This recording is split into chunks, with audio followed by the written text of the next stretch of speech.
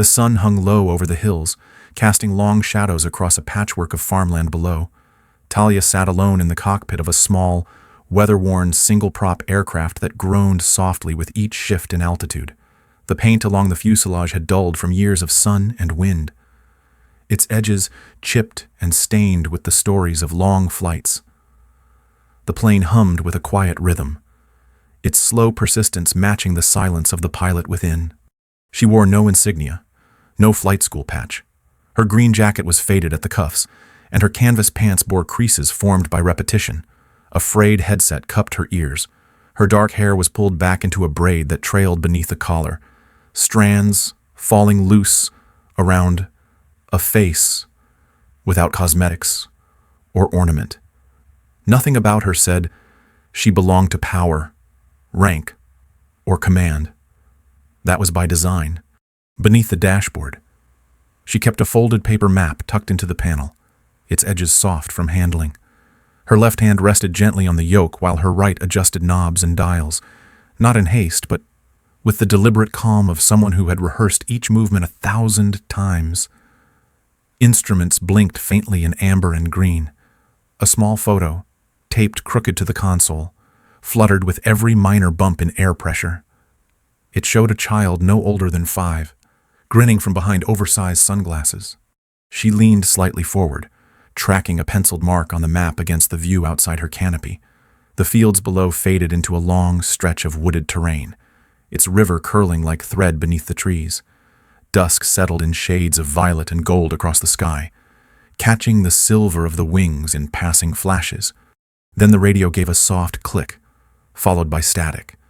Talia reached for the knob and checked the frequency, her fingers brushing the old plastic.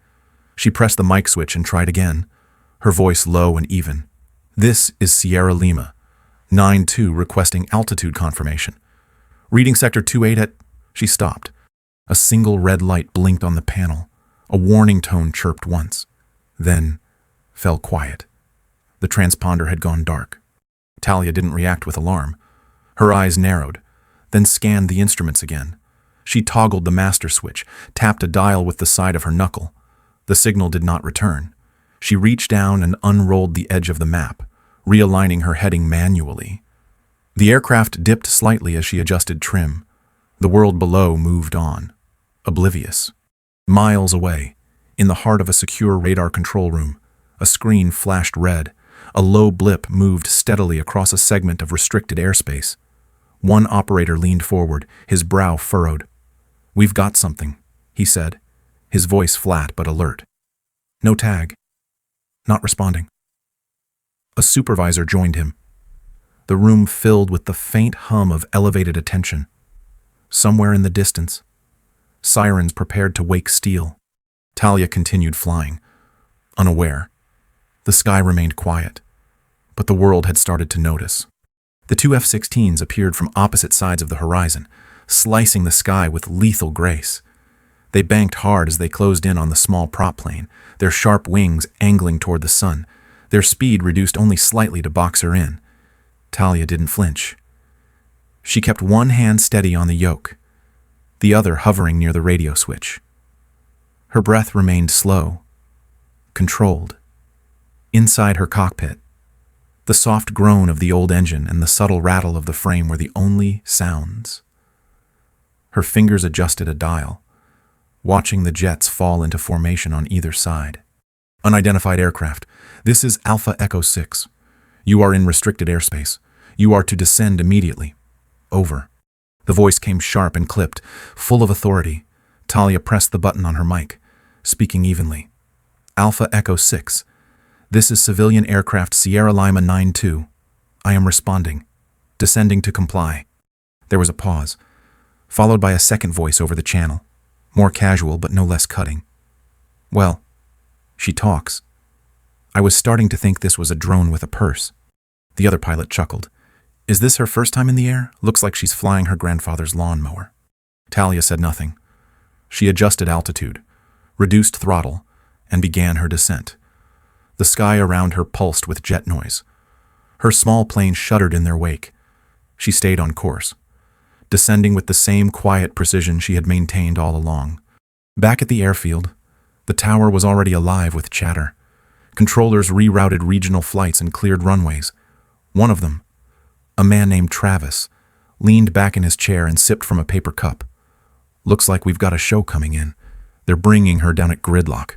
A second controller laughed. Someone get the cuffs ready. It's Airspace Barbie. A tweet had already begun circulating. A blurry shot from a security feed showed Talia's plane between the fighters. The caption read, "Breaking suspect pilot being escorted by F-16s. Who is she?"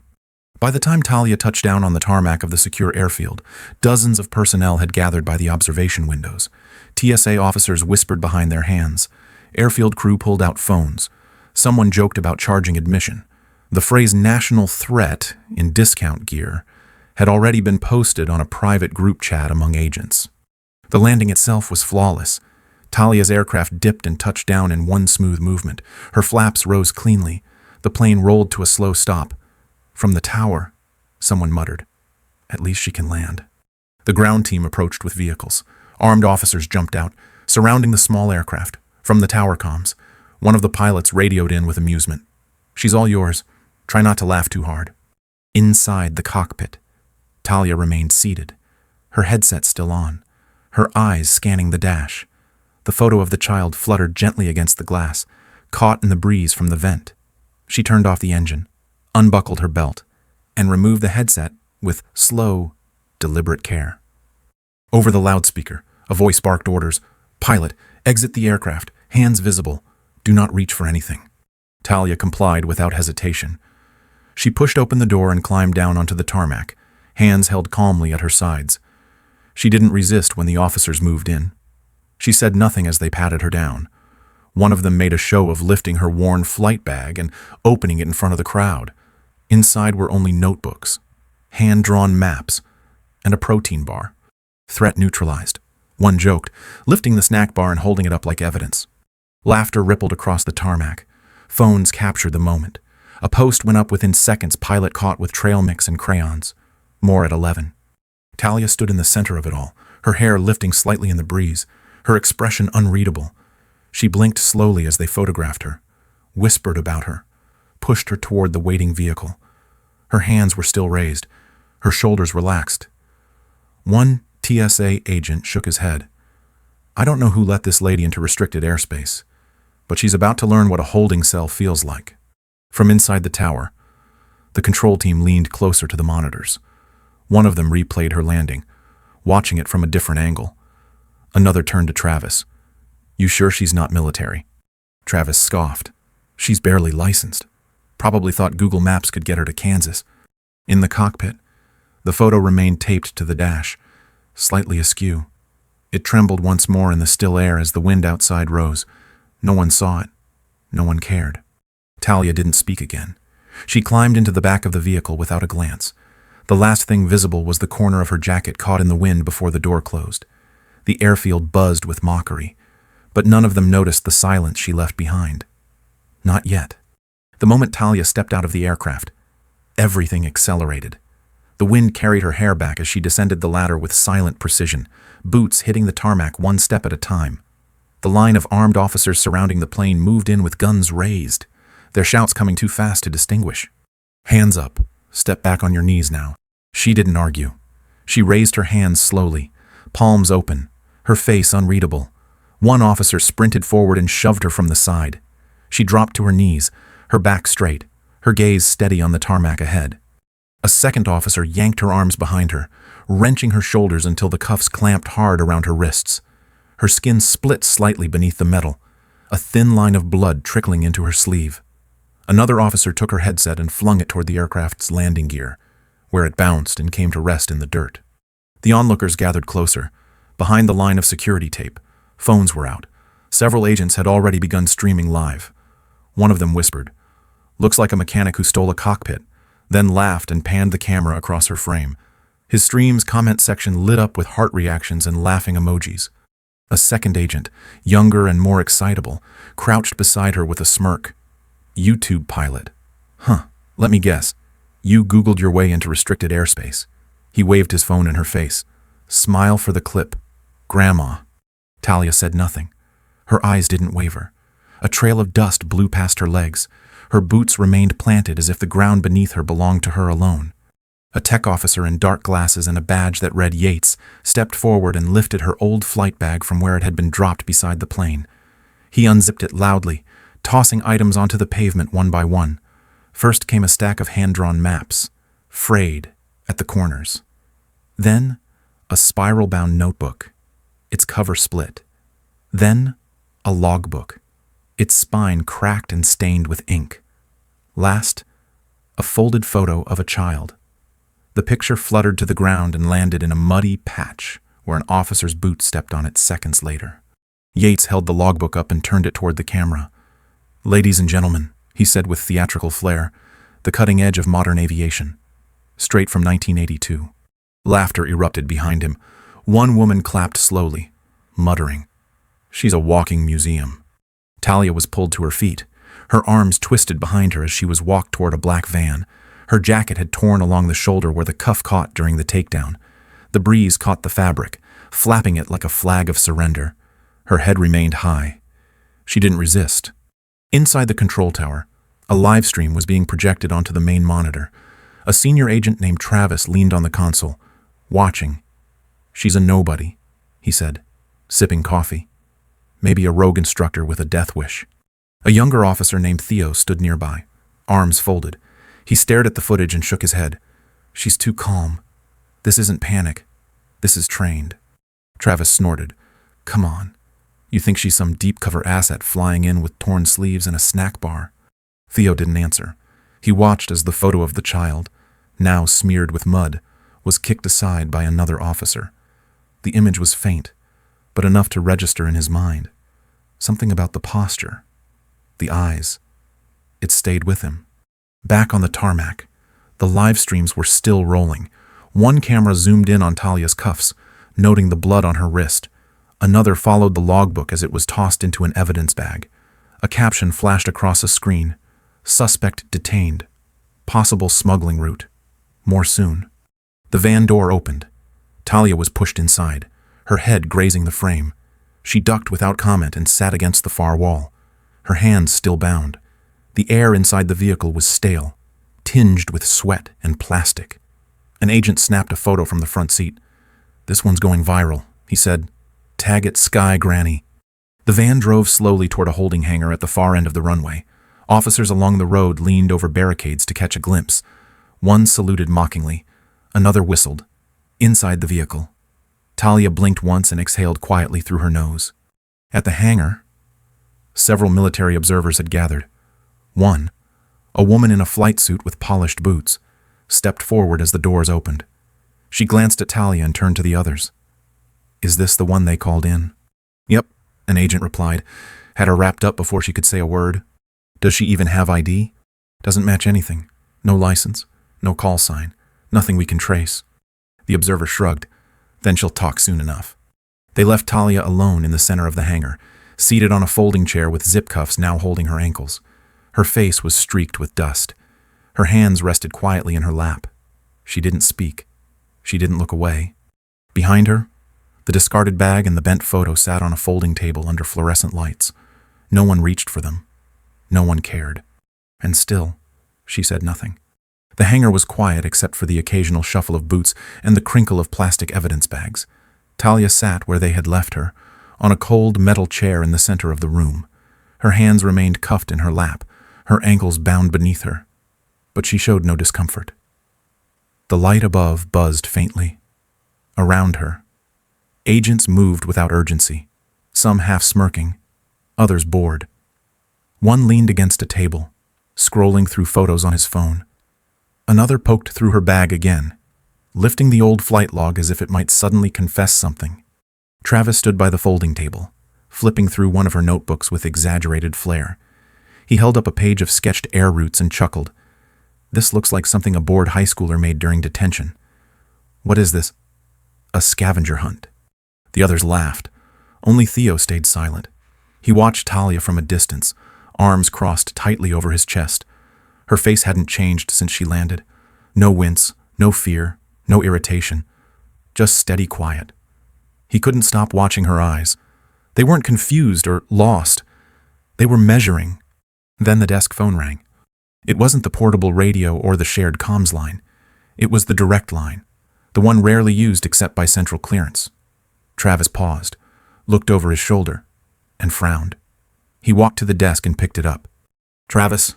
The voice on the other end wasn't loud. It didn't need to be. His spine straightened slightly.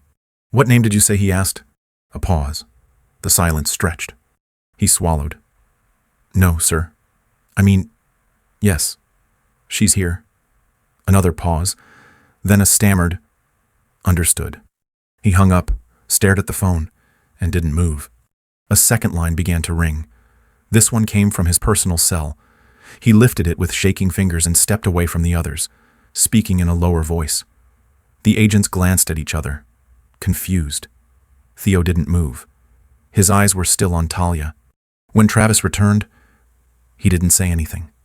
He walked slowly toward her, the sound of his boots echoing in the high ceiling. He reached for the cuffs on her wrists and unlocked them without meeting her eyes. The metal dropped softly into his palm. She didn't thank him. She looked up at him and said, "Leave them on.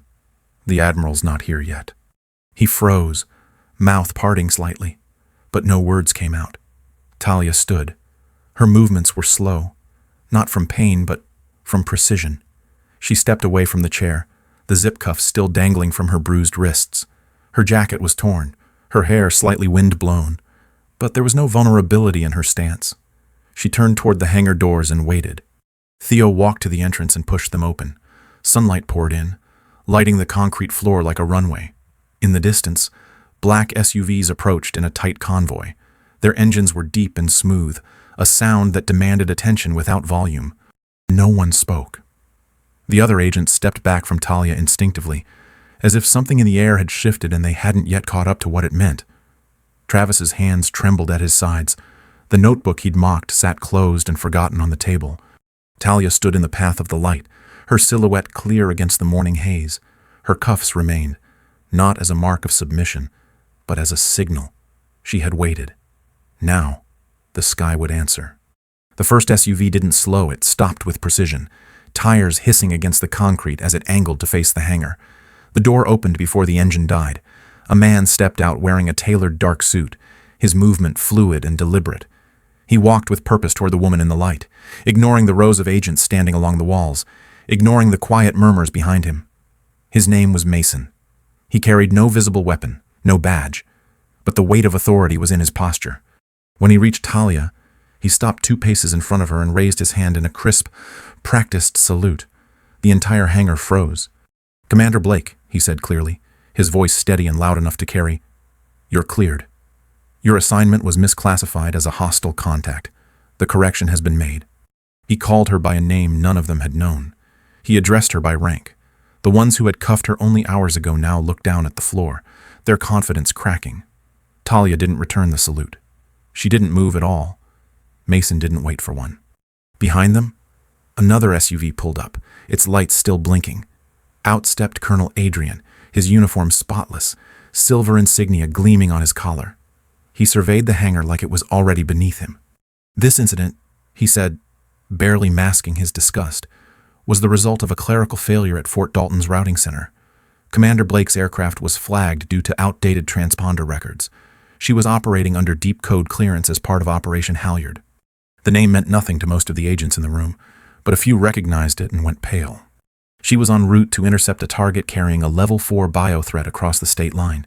Her avionics were analog by design, no tracking, no comms. The mission required deniability and zero digital signature. He turned toward Travis, who stood stiffly near the evidence table. "Instead of intercepting the threat, you intercepted the interceptor. You stopped a mission you didn't understand. There will be consequences." No one spoke. Mason opened a secured folder and handed a thick envelope to Talia. "Updated clearance. Commander, the window is still viable if you lift off within the hour." Talia took the envelope without a word. Her hands were still bound. Mason glanced down and gently removed the cuffs himself. There was no ceremony in the gesture. He placed the metal into his coat pocket and stepped back. Behind them, one of the agents fumbled with a tablet. Talia's profile had just been unlocked, authorized under multi-agency seal. As the image loaded, rank codes and security tiers appeared one after another. A murmur rippled down the line of officers. Then, almost hesitantly, one of them raised his hand in salute. Another followed. Within seconds, the entire row of agents stood at attention. Theo, standing near the back, didn't salute. He stood still, hands at his sides, his eyes fixed on Talia. He wasn't shocked anymore. He was ashamed. Travis cleared his throat, taking one tentative step forward. "Commander, we had no way of knowing." Mason turned his head. "She doesn't need your apology." There was nothing left to say. One of the assistants from earlier entered, holding a clean logbook in both hands. The same book that had been laughed at and tossed aside now bore a fresh plastic cover. The assistant offered it to Talia without speaking. She accepted it and turned it in her hands once. Then, she slipped it into her flight bag, which had also been cleaned and repacked. Adrian addressed the room again. "As of this moment, this airfield is classified for the next 24 hours. All camera feeds are locked. Media contact is prohibited. The footage captured earlier of the arrest, the cuffs, the live streams will be sealed. One feed from inside this hangar was leaked. We've already traced the source." He didn't name names. He didn't need to. Talia turned her gaze toward the SUV still idling at the edge of the hangar. "I'll fly," she said simply. Mason nodded. "Everything's ready." She walked without ceremony toward the hangar doors, her boots quiet on the concrete. No music played. No orders were given. She passed each saluting officer as if they were statues. Her silence was no longer uncertain. It was command. A gust of wind followed her through the open doors. Sunlight reflected off the windshield of her small plane, still parked exactly where she had landed it. The same aircraft they had mocked now seemed almost elegant. The hangar remained still behind her. Even the chatter in the tower had gone silent. Theo looked down at his boots. Then, slowly, he brought his hand to his brow and held the salute as she disappeared into the light. No one else moved, not until the engine of her aircraft started again, soft and steady, like it had always known the sky would clear. It started with a single photo, grainy and off-center, clearly taken in haste. Mason stood at attention, mid-salute, facing a woman with torn sleeves and cuffed wrists. The angle caught just enough of Talia's profile to suggest calm, not defiance. Behind her, agents stood frozen in the sunlight. The image was uploaded by someone inside the hangar and appeared without a caption. It didn't need one. Within hours, it spread across private forums and encrypted chat threads.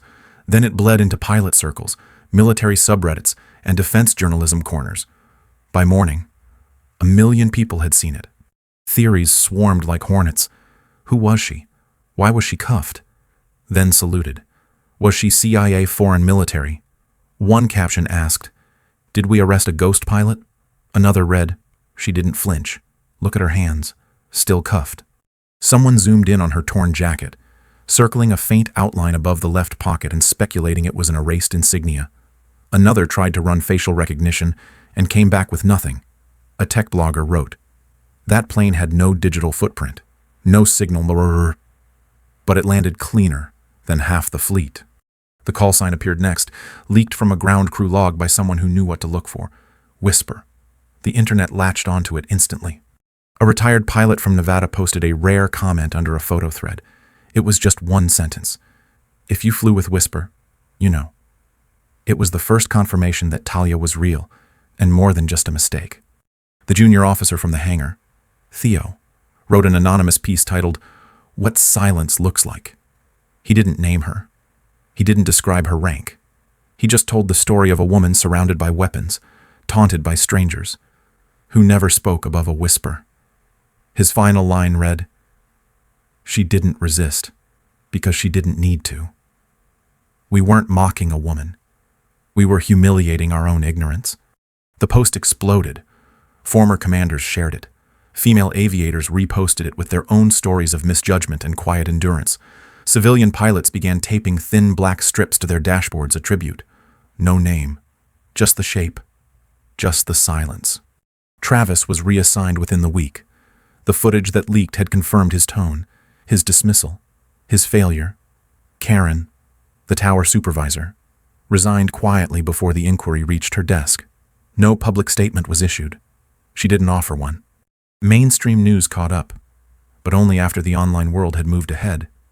A national paper ran a headline above a blurry photo, "Unidentified pilot quietly unmakes federal task force." The article cited unnamed defense sources and included quotes from airfield staff who suddenly couldn't remember what they'd seen. A podcast titled "The Woman Who Never Spoke" gained traction overnight. Its second episode featured a recorded call with an air traffic controller who had rerouted flights during the interception. His voice cracked when he described watching the prop plane come down between the jets. "She looked like she was delivering mail," he said, "but the jets moved like they were escorting a crown jewel. I knew we were wrong before she touched down." Memes filled the vacuum left by classified silence. One showed a tiny aircraft boxed in by two fighters with the caption, "Oops." Another showed a photoshopped Talia sitting calmly in a chair while a dozen agents pointed and shouted above her, "She doesn't need your apology." That phrase caught fire. It showed up on bumper stickers, t-shirts, and pilot forums. Some turned it into a quiet code, whisper level, no broadcast, just respect. At a regional airfield in Oregon, a brass plaque appeared beneath the tower steps. It read, "Observed." No explanation, just the word. Inside a high-security briefing room days later, Jenna waited with the sealed envelope in her hand. Her posture was straight, her hair pulled back, her badge marked with a clearance tag 3 levels above anyone else in the building. Talia stepped into the room without a sound. Jenna handed her the envelope without introduction. "Window closes in 48 hours, Jenna said. Talia nodded once and slipped the envelope into her bag. There was no discussion, no review. Jenna didn't ask about the previous mission. She didn't mention the hangar, the cuffs, the salutes. There were things too big to recount, too precise to summarize. Outside, in the wider world, Talia's name never officially surfaced. She didn't speak to the press. No footage of her flight was ever released. The mission that was intercepted was never named. The bio-threat was never confirmed. But something had changed. In a briefing at a separate airbase, a young pilot noticed a small note taped near the radar terminal. It read, "Don't underestimate quiet skies." No one knew who put it there. No one took it down. The idea of whisper spread like a story passed between campfires, too quiet to be shouted, too strong to be ignored. She became a symbol for every unseen woman who had been forced to wait, while others decided who she was allowed to be. Not a hero, not a victim. Just proof that the sky still answers to those who don't need to be introduced. And through it all, she never said a word. The sun had just begun to stretch across the fields when Talia stepped onto the tarmac. The rural airstrip was quiet, its only sound the occasional creak of metal or the low moan of wind rolling in from the hills. The same control tower that once laughed behind glass now stood still, its windows dark, its watchers unseen but present. She wore the same faded green jacket, sleeves patched but familiar. Her boots pressed softly into the gravel as she walked toward the plane waiting at the edge of the runway. It was the same single-prop aircraft, unchanged since the day it had been mocked for its age and silence. The morning air clung to its wings like memory.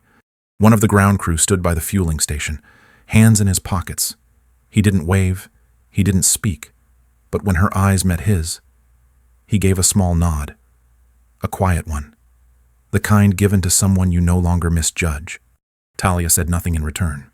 She moved with methodical calm, checking the plane in a practiced sequence: wings, flaps, tail. Her fingers ran along the fuselage, confirming what only she needed to know.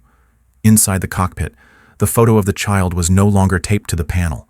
In its place, she pressed a folded note creased sharply and affixed with a single strip of cloth tape.